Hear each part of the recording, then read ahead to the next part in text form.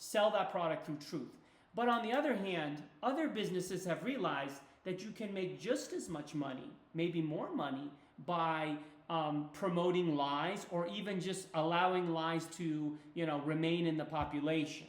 Okay, so for example, Coca-Cola sells all this carbonated sugar beverages, and despite a lot of research, a ton of research, Pete, showing that drinking a lot of Coke is associated with diabetes and obesity, and they have come up with, a campaign of advertising that says, well, if you balance what you do and remain active, Coke is good for you. So they're trying to muddy the waters and therefore make more profit. So I think the risk-free state has realized that both truth and lie can be useful to making profits, but the decision, they're not principled. Like, they don't decide, okay, we're going to be for the truth every time. They decide what will make more money, the truth or the lie, and if the lie makes more money, boom, it's the lie they're going after. Okay, so let me respond in a specific way. Sure. And what I would say is that if the ability to reduce risk is not merely monetary, okay? It's also like your feeling of safety, and there's like other kind of a non-monetary elements in the reduction of risk. Then I would argue that the confusion of the populace, the general public, reduces risk. Because if they're confused, they're like this herd of animals running around without a clue, And so, in other words, the way I see it is this: for any question, any issue, any whatever, any kind of a problem, whatever, usually there's like one answer which is true. Like you have a multiple choice, right? Right. And the remainder are false. Yeah. And so there's always more falsehood than truth. And so it's much easier to teach falsehood. And so if people are confused, they don't know what the truth is, then they will just kind of run around like chickens with their heads cut off. And they will, of course, they still have to spend money to live, Yeah. But then they will never see the big picture. They will never see, they want to have this internal mental ability to actually really get down to what you were doing, let's say, to step back and to kind of table anything they hear and then examine it, objectively. Right. That's what I believe, that to reduce the risk, it's not just strictly monetary risk, So, it's interesting. The most fascinating thing you said in what you just discussed was that idea of the multiple choice question. So I'm wondering, do you think that you're really willing to stand behind that statement? Meaning, for any question, there is one right answer and there are many false answers, and that over time, I guess, the ones that we don't know, the various complexities around an issue or different sides that we hear on a lot of different things are just it's just initial confusion until people realize the right answer. Well, and then let me just add another point in that there's also questions of morality where maybe it's more complicated if there is really a quote unquote one right answer on moral questions. But for example, the question of is it good to burn fossil fuels, that might have one right answer because it's objective. Well, okay. So I would argue, or I bet you I can even come up with the actual data to show that there's like a direct correlation between the rise of social media, all these cell phones and everything else, all these websites and all these, tiny news outlets and, and between that and conspiracy theories. And what is a conspiracy theory? A conspiracy theory is false. right? Yeah. There's no evidence of it. Or just it's- a, let's it's say just a, it's just a conclusion in somebody's mind. Let's say it's Somebody jumps to a conclusion. it's And so unsupported. I would argue that as the social media is getting more and more prevalent, more and more people start believing these conspiracy theories. Yeah, and you know, again, that goes back to these companies. And see, that is good for the risk-free state. Yes. The risk-free state wants to have everybody confused, because then if they're confused, they will never focus on them. You know. Anytime someone is confused, they can't resolve. The word is resolve. A human being can debate things. Let's even get to an individual. A person can debate what to do. They can ponder over what to do. They can even wish to do something. But then there's the word resolve. When a person resolves, they've made up their mind. They are going to do something. It's done. Like when take a woman in an unhappy marriage. She may for years debate whether to leave the man. She hasn't resolved. One day she resolves, and that filing of divorce is at the courthouse. That's it. So when the population is kept confused, they're gonna be in this thing where they cannot resolve as a people to do anything, and and then in the meantime, there's a lot of piecemeal measures that occur within the population. I would say, for example, the U.S. has not resolved on the national debt issue. There's been years of the debt keeps getting bigger. The interest on the debt keeps getting bigger. Occasionally a politician says, this is no problem. Another one says, this is a really bad problem. But the population has not resolved to solve the problem. And so therefore, what happens when a problem is not resolved? It continues to grow. So I think the word resolve is very important here, Pete. A sovereign person does not just debate issues. He does not endlessly debate. He realizes that time is limited. Unlike the sun, he has a limited time to get things right. You have to, as a sovereign person, make good decisions. I'm not saying rush to make it, but think over things. But at some point, Pete, you have to resolve. Okay, so the way I see it is, number one, I'm just making comments. These are my opinions, and based on what I've learned. And, everybody. Okay, so let's take a look at the French Revolution, right? Yeah. So for probably several centuries, there was the French king, the French aristocracy, the nobles, the landowners, and it was basically a feudal system, right? Yeah. Where each village,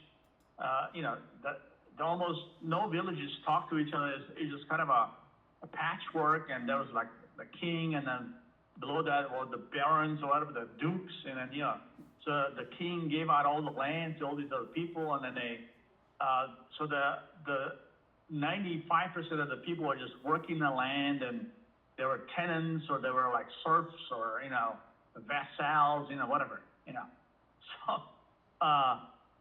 So what is the difference between that and now? No, to me, there's no difference.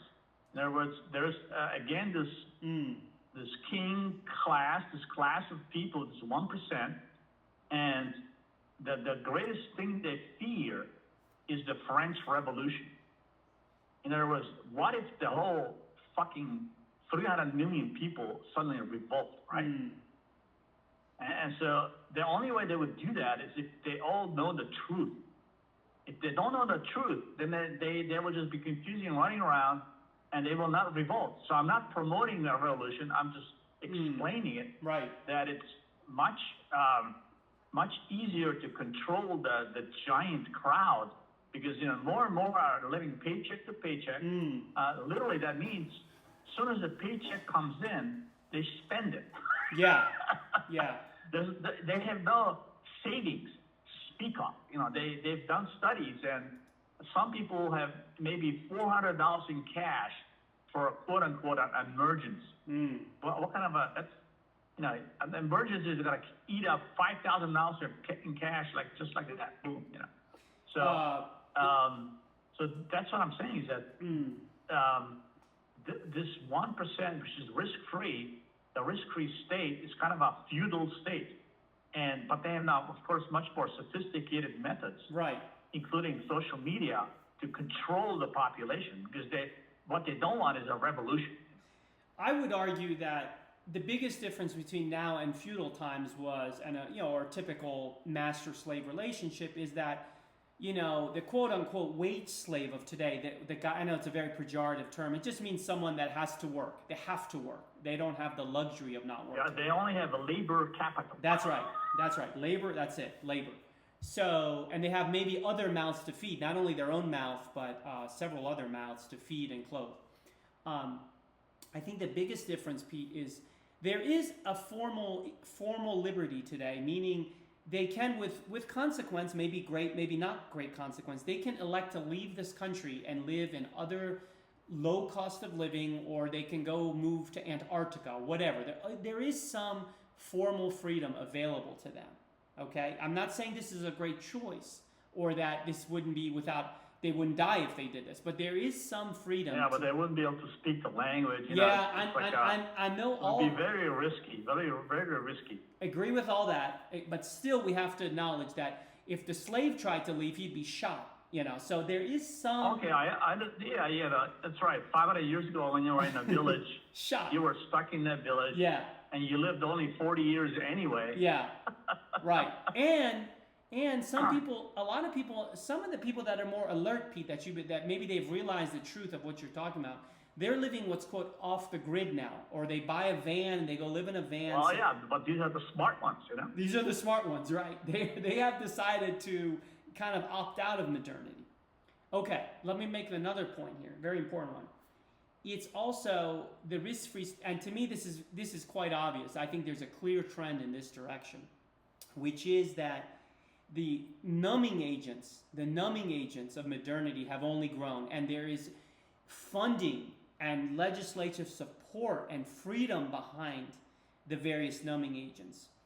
Video games, alcohol, pornography, streaming, social media, phones have become cheaper, TVs are cheaper.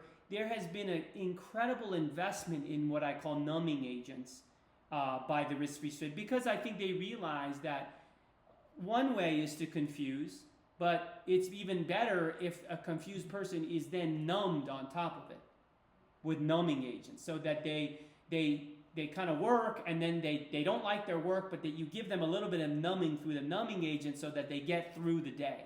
If there's no numbing agent, like when I was growing up in Iran, okay, we had none of those things, Pete. Nothing. And interestingly, Iran had a revolution very quickly in 1979.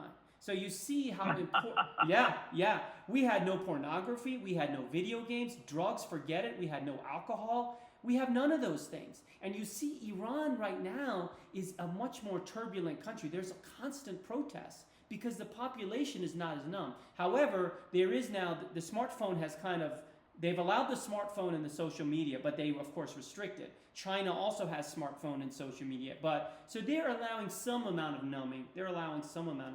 But when you take away all numbing, Pete, you have, basically, I would argue, man reaches more of the Tarzan condition. And I've always thought man in the Tarzan condition, he may know less, but what he does know, he knows much more clearly. He may know less. He doesn't know chemistry. He doesn't know complicated economics. He doesn't know about inflation. But what he knows really well. So in some ways, Tarzan is quite intelligent, Pete. Yeah, I mean, then you're, that's a very good way to say it, the numbing agent. That's very good. Yeah. And see, then things are not very crystal clear. You're kind of just sitting there, and your brain is not like what do they call a steel trap? Yeah. Your brain is no longer like logical or objective. No. You're just kind of just floating back and forth, and like you said, I have a couple beers, and I'm just kind of watching the TV and looking at the football game, and and there go 5 hours go right by. That's it. I mean, when I was in the desert this summer, in the desert, and I would go to these pools during the day because it was so damn hot. It was 115 every day, 112, 110, 115, and I would see people and talking about numbing agent. Now they're sitting there. I'm not bashing anybody, but I'm just making observations. I think it's very important. People quickly anytime you talk about other people, they say you're bashing them. Okay? If I just make observations about what a person is doing, if I see someone on the street and he's urinating, and I say, I saw a man urinating, that's not bashing him. That's just observing a fact. Okay?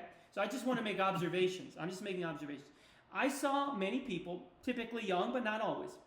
So they'd be at the pool, they had their phone open, and they were scrolling. So that's one numbing agent. Then every 15 minutes, they had one of these vaping things that had marijuana in it. So they were like blowing on that thing. That was a second numbing agent. Then every hour, a margarita came. That was a third numbing agent. Then after that, fourth, someone suggested that they get nachos and pizza. So that processed food is, in a way, its own numbing agent. You got 4 numbing agents being applied simultaneously, Pete. So think about that, simultaneously. And this is done day after day after day. And the cumulative effect may be greater than the, what's called the chronic, the acute. There's acute and chronic, something applied once, the effect is different than something applied every day, multiple times a day. I'm not saying any of these people are stupid. I'm not saying any people don't have rights to enjoy their vacation, all that. But I'm making observations about what I saw, Yeah, I can imagine. Okay, let's say I'll put myself into the shoes or the position of one of these one percenters. We'll call them one percenters, right? Let's say I'm actually inside the risk-free state. Yeah. And then I would try to analyze the situation. And I would say, well, yeah, I don't want a revolution, And then I would say, well, how do I prevent it, And so I would obviously try to protect myself because, the more you have, the more you have to lose, That's how I see it. I don't have that much, but what I have is comfortable. It's great, If I lost it, what would happen? I don't know. I'd be on the street, People, Pete, let me just jump in. It's a very important point. This is universally shown in research. People don't like losing money. It's a very painful thing. They don't like it. No, they don't. They don't like it. So. And in fact, nobody wants to lose. That's true. It's absolutely true. And in fact, Pete, people, they've shown that people that have a lot of money, they worry more and they're concerned about losing it rather than making another 1%. They're more concerned about the downside of losing all the money. Let's look at Elon Musk, right? Right. Okay, so he for some reason he fell in love with Twitter. He wanted to have it. Right. He put up this offer that was beyond any reasonable due diligence number for that business, right? Yeah. He basically paid twice as much for it. So now he's having buyer's remorse. Yeah. And that's why he's so down right now. He's like, oh, I very lost negative. 20 billion, He's very negative. But, he's got 5. See, that's what I'm saying. If I have a million, right? If I have a million. Yeah. If I lose 100,000, okay, I lost it, but it's not like at the end of the world. Sure. But so some people, if they lose $5 and they have 2 billion, they're like crying, like baby. Right. And so they don't have any perspective. Right. They don't. But Pete, I think it's just a psychological thing. Once you have money in an account, most people don't like losing it. So we certainly know that the risk-free state doesn't want to lose their money. But the idea is, though, that I think going back to a point you made about 20 minutes ago, I thought you were going in this direction, and like a car driver, you turned the way that I didn't expect at the last second. It could be that despite the numbing agents and the confusion among the population, will only work short term. That in fact, if the risk-free state is truly interested in that these are band-aids, it's a good way that these are band-aids, that they will not work, especially maybe with the next generation or the generation after that. These is only going to work so long, and that the way to actually reduce risk and to make the situation viable long term is to fix the problems. And maybe it's to promote truth in the population. That's the way that you, as a class, for the risk-free state, that's how you make the population more secure. Because what good is it if you have all this money if a revolution could break out? So you're better off fixing the problems. The problem is that costs a lot of money, as we talked about. The cost to fix the quote-unquote problems right now may have already gotten away from man. Like the cost to fix the situation is more money than the globe already has, especially a globe that's already trillions in debt. So that's the real nightmare scenario I think about, Pete, which is the problems. Yeah, I mean, that's the real problem. Yeah. I'm telling you, the risk-free state may be kind of what's the name? Resting on its laurels, you know? Yeah. It's like they kind of think, oh, we won, we did it, you know, that's it, you know. But I would argue that they better be careful because you cannot stop change. Change moves forward. New generations come up. Yeah. You know? Oh yeah. And there's that saying, you know, kicking the can down the road. And as you kick that can down the road, what you're doing in reality is you either forget or on purpose do not answer questions. And the questions then accumulate. That's what the can is full of these questions. And as you kick it down, the questions stay in the can. And and the new generation puts even more questions. And as you stop asking, and the questions may even get bigger, like, you know, what is the climate? You know, what are we going to do with fossil? You know, all this other fuels, stuff. Huge questions. And nobody, not only does nobody ask them in public, like, you know, nobody from the risk-free state is asking these questions in public to show them to the people that, you know, okay, they maybe they care about the future of this country as opposed to just their own little enclave future, you know? Right. And so these questions objectively are just being punted down the field forever, you know?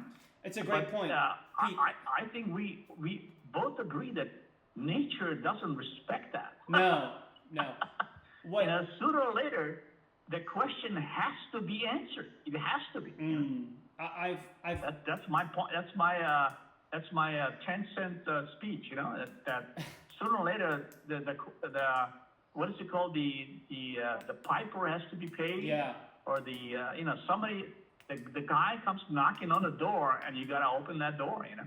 What I just today I'm finishing my draft of my novel, which focuses on the contrast between nature and modernity, or what I call naturalism. And one of the conclusions in the book is that the two spheres are almost completely like there's no you know those diagrams, Venn diagram, whatever they call them, where there's a intersection. Sure, yeah. Intersection point. There's almost no intersection. There's modernity.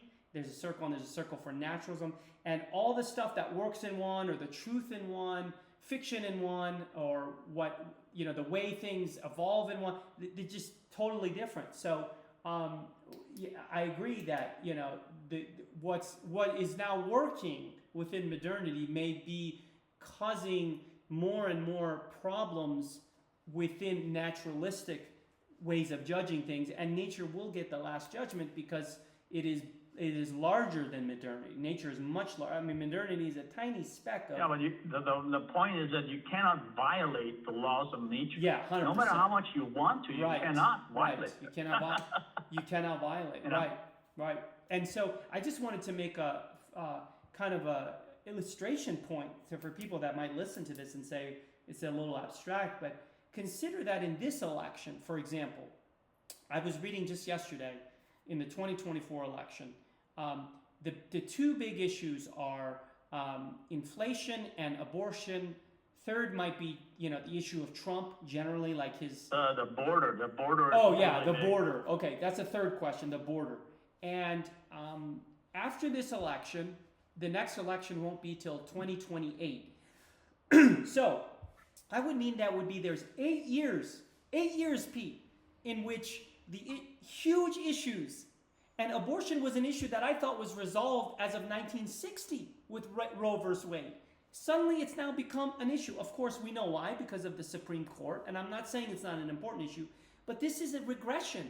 This is turning an issue that had been resolved and now making it a big issue because of what a court had done, which is fine. It needs to be addressed. But this means that for 8 years, the general election, which is much larger than the congressional election, the off-year electoral base, for 8 years, we don't have the issue of fossil fuels consumption. We don't have the issue of wealth inequality being really discussed vigorously on a national level. We don't have the debt being really discussed nationally. 8 years, Pete. I mean, if you go think about in your life, if you have an individual and they take 8 years off debating real important issues in their life, how that's going to damage them.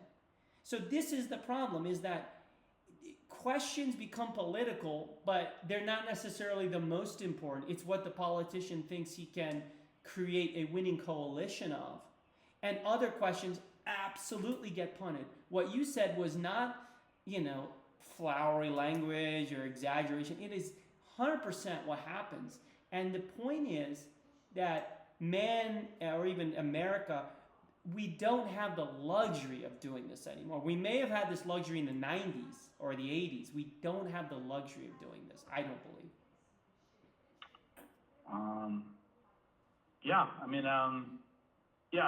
Everybody says that basically for all the people, the economy is the number one issue. Economy. And there's always a tug of war between the company, the employer, and the employee. And who is going to get ahead, The company wants to have a profit, right? Right. But at the same time, they want to make sure they have a stable labor force. They don't want people to be jumping around, They rather have a stable employment, force, at least a core of it, So that means they have to pay them enough, They can't just totally junk them, Yeah. So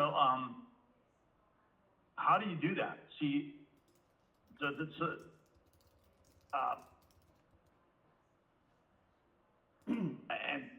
so then the average person, obviously, like I think we said this 1,000 times, nobody goes to their boss and says, "Boss, give me less money." No.